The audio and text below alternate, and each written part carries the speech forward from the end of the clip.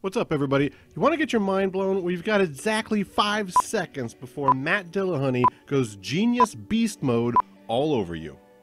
So those laws of identity, non-contradiction, excluded middle, they are the foundation upon which all reason rests.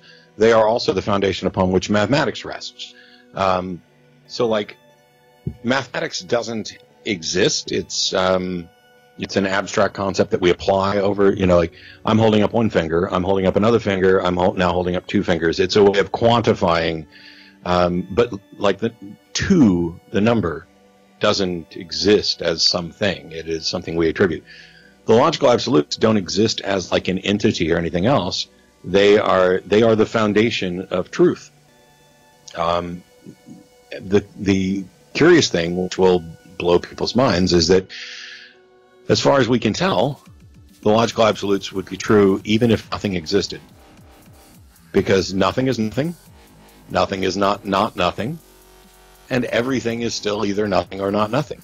So something can be true even if itself doesn't exist, it can still be true. So truth is that which conforms to reality. So whether or not something exists is, like, I don't have a $500 bill in my wallet. That statement is true, and it's pointing to something extant and a wallet that is devoid of the $500 bill. But the way we can identify what is true is predicated on the logical absolutes of identity, non-contradiction, excluded middle. If you don't have those things, you can't have any discussion. You don't have any math. You don't have any way to evaluate truth. You don't even get to say that. That's the importance of something like the law of non-contradiction.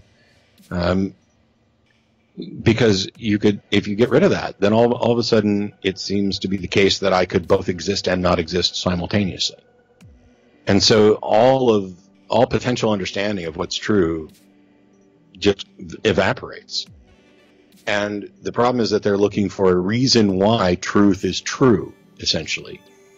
And that's like saying, why is blue? Not ignoring the label. We invented the label blue, and it's different, it's azul and, Spanish, etc.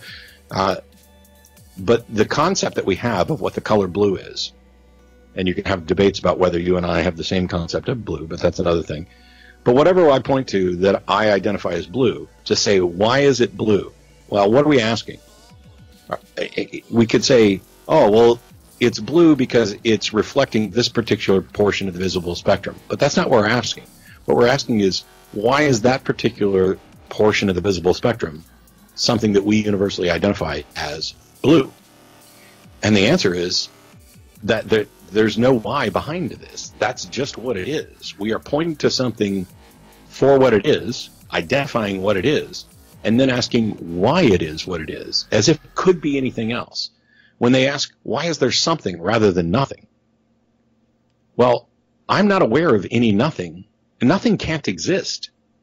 There's not like a place or a location or wherever. There's no nothing out there. You can't act upon nothing. You can't do anything with nothing. It's like, it may be the fact that it is impossible for there to be a nothing. I mean, that in itself is a contradiction. Oh my God.